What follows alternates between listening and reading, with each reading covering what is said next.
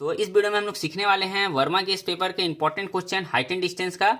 और ये height and distance का बहुत इंपॉर्टेंट क्वेश्चन है, ये अक्सर एग्जाम में पूछे जाते हैं। तो चलिए देखते हैं। यहाँ देखिए क्वेश्चन क्या बोल रहा है। भूमि के एक बिंदु से एक 20 मीटर ऊंचे भवन के शिखर पर लगी एक संचार मीनार के तल और शिखर के उन्नयन कोण क्रमशः 45 डिग्री और 60 डिग्री है। मीनार की ऊंचाई ज्ञात करें। क्लियर। तो यहाँ देखिए इस क्वेश्चन का पहले फिगर बनाएंगे कि इस क्वेश्चन का फिगर कैसे बनाया जाता है, ये समझना बड़ा बात है, क्योंकि आपको एग्जाम में फिगर नहीं दिया जाएगा क्वेश्चन का हाइट एंड डिस्टेंस का। क्लियर है। तो देखिए यहाँ सीखते हैं। पहले देखिए 20 मीटर ऊंचे भवन है, 20 मीटर ऊंचा पहले भवन का हम लोग एक फिगर बनाते हैं इस क्वेश्चन का। जैसे मान लेते हैं ये 20 मीटर ऊंचा क्या है, एक भवन है। क्लियर है। अब क्या बोल रहा है, 20 मीटर ऊंचे भवन के शिखर पर लगी एक संचार मीनार, मतलब एक टावर लगा हुआ है, मोबाइल टावर लगा रहता है ना बिल्डिंग पर, वही एक टावर लगा हुआ है।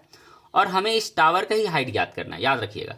देखिए मीनार की ऊंचाई ज्ञात कीजिए, मतलब ये टावर मीनार है, इसका हम लोग को ऊंचाई ज्ञात करना है। तो यहाँ से लेकर यहाँ तक का डिस्टेंस मान लेते हैं h है, जो हमें फाइंड नहीं है। और यहाँ देखिए इसका नाम यदि हम यहाँ से चालू करते हैं, मान लेते हैं a, इसका नाम हम लोग b रख देते हैं और इस पॉइंट का नाम हम लोग c रख देते हैं। AB जो है ये बिल्डिंग हो गया। अब इस पर क्या है, एक BC जो है ये आपका टावर हो गया। क्लियर है, संचार मीनार। तो यहां क्या बोल रहा है आगे कि संचार मीनार के तल, तल किसको बोलते हैं और शिखर, देखिए तल बोलते हैं, ये मीनार है ना, केवल टावर मतलब संचार मीनार, इसका ये है क्या तल और ये क्या है शिखर।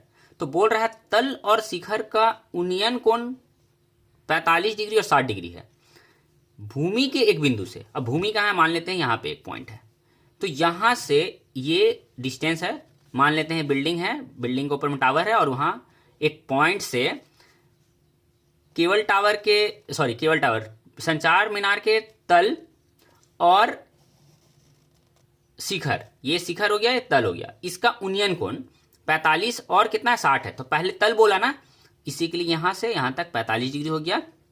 फिर शिखर बोला तो यहां से डिग्री कितना हुआ 60 डिग्री हो गया। अब देखिए कि 45 डिग्री और 60 डिग्री दिया हुआ था, हम लोग ने लिख दिया यहां पर। क्लियर है। उन्नयन कोण किसको बोलता है, जब नीचे से एंगल बनता है ऊपर की ओर तो हम बोलते हैं उन्नयन कोण। तो यहां तक हमें फिगर समझ आ गया क्वेश्चन में क्या बोला जा रहा था, और फिगर हम लोग उसका कैसे बनाए, तो इस तरह से हम लोग ड्रॉ कर लेंगे। क्लियर है। फिगर बनाना बहुत बड़ा बात है। अब देखिए इस क्वेश्चन को कैसे सॉल्व करेंगे, हमने हाइट निकालना है। क्लियर। तो अब हमने क्वेश्चन में कुछ भी नहीं दिया है, तो हम लोग क्या करेंगे, ए बी सी, इस पॉइंट का नाम हम लोग डी रख देते हैं। क्लियर है। अब यहां डी रख दिए। अब हम लोग क्या करेंगे, देखिए हमें हाइट निकालने का है। ठीक है। तो यहां डी से ए पॉइंट के बीच का डिस्टेंस को हम लोग मान लेते हैं x। ठीक है। अब हम लोग क्या करेंगे, सबसे पहले कि हम लोग क्या करेंगे, ये कि हम लोग एक ट्राइंगल लेंगे। कौन सा ट्राइंगल, BAD या फिर BDA। ठीक है। त्रिभुज लेंगे BDA में। अब BDA त्रिभुज जब लिए हैं इसमें, तो हमें देखिए यहां पे दिया है 45 डिग्री। तो 45 डिग्री में जो ट्राइंगल बन रहा है इसमें कौन सा साइड हमें मालूम है, तो देखिए इसका ठीक सामने जो है, इस एंगल का ठीक सामने वाले को हम लोग क्या बोलते हैं, परपेंडिकुलर। ठीक है, लंब बोलते हैं। ये दिया है BA, कितना दिया है 20 मीटर, और हमें निकालना क्या है AD। तो ये क्या होगा P और ये क्या होगा B, क्योंकि देखिए हमेशा जो टेढ़ा लाइन होता है वो हाइपोटेनियस होता है, कर्ण होता है। ये हमें कर्ण का कोई काम नहीं है इस फिगर में। हमें निकालना है, ये P दिया हुआ है और ये हमें V फाइंड करना है। तो P और B क्या होता है, P/B, ठीक है, को क्या कहते हैं हम लोग, टेन थीटा कहते हैं। टेन थीटा कहते हैं ना, तो यहाँ टेन थीटा लिख दिए। आप यहाँ पे हम लिख के दिखा दे रहे हैं, आप लिख भी सकते हैं, नहीं भी डायरेक्ट लिखिए टेन। यहाँ क्या लिखा 45 डिग्री, तो 45 डिग्री लिख दीजिए। P कौन सा था यहाँ पे साइड, AB, यहाँ लिख देते हैं AB। B किसको बोल रहे हैं, AD को, तो यहाँ लिख देते हैं AD। अब ध्यान दीजिए AB हमें पता है कितना 20 मीटर, 20 लिख दिए। अब हमें AD नहीं कुछ पता है, x माने हैं, x लिख देते हैं। टेन 45 डिग्री बराबर 1 होता है, 1 के नीचे भी 1 छिपा होता है। ठीक है।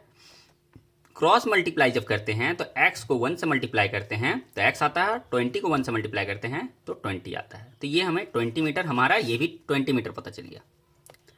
हमें x पता चल गया कितना, 20 मीटर। अब देखिए हमें यहाँ ध्यान रखना है कि हमें h निकालना है। अब हम ये बड़ा ट्राइंगल लेंगे, देखिए CDA लेंगे, देखिए CDA। तो इस ट्राइंगल को लेते हैं, तो त्रिभुज CDA में, तो CDA में तो यहां से यहां तक पूरा बड़ा जो ट्रायंगल ले रहे हैं, देखिए इतना बड़ा ट्रायंगल त्रिभुज ले रहे हैं, तो यहां से यहां तक कितना 60 डिग्री है। तो ये पूरा 60 डिग्री का सामने कौन सा होगा, ये पूरा P कहलाएगा इस ट्रायंगल में, ठीक है।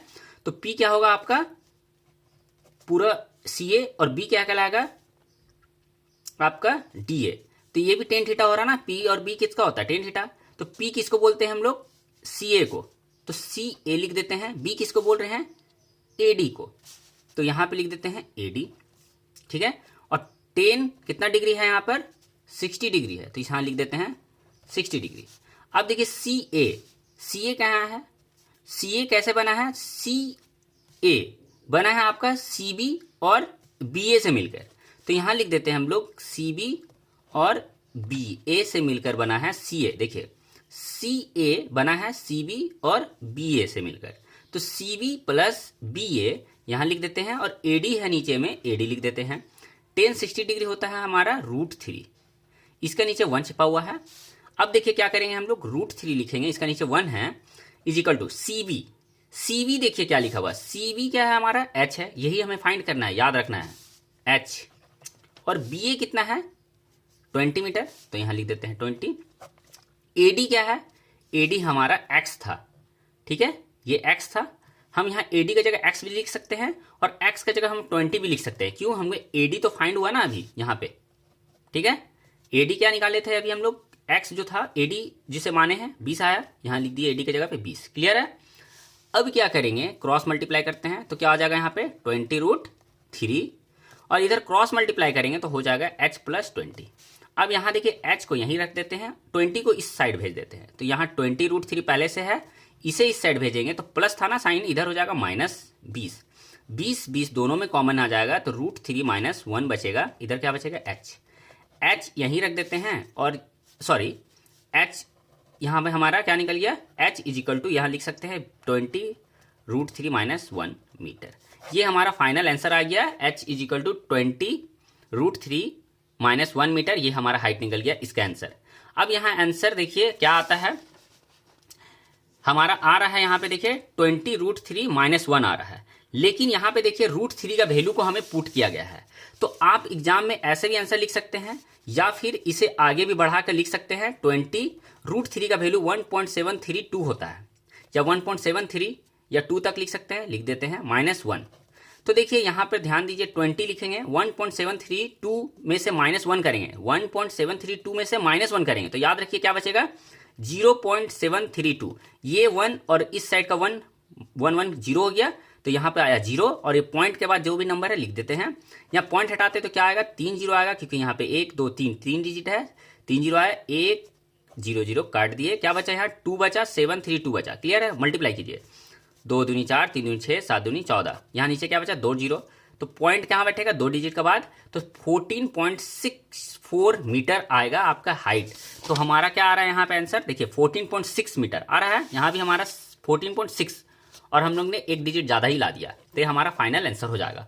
तो इस तरह से इस क्वेश्चन को सॉल्व करना था। होप आपको ये वीडियो में ये क्वेश्चन अच्छा से समझ आ गया होगा कैसे बनाया जाता है। तो मिलते हैं इसी तरह के एक और इम्पोर्टेंट क्वेश्चन के साथ। थैंक्स फॉर वॉचिंग दोस्तों।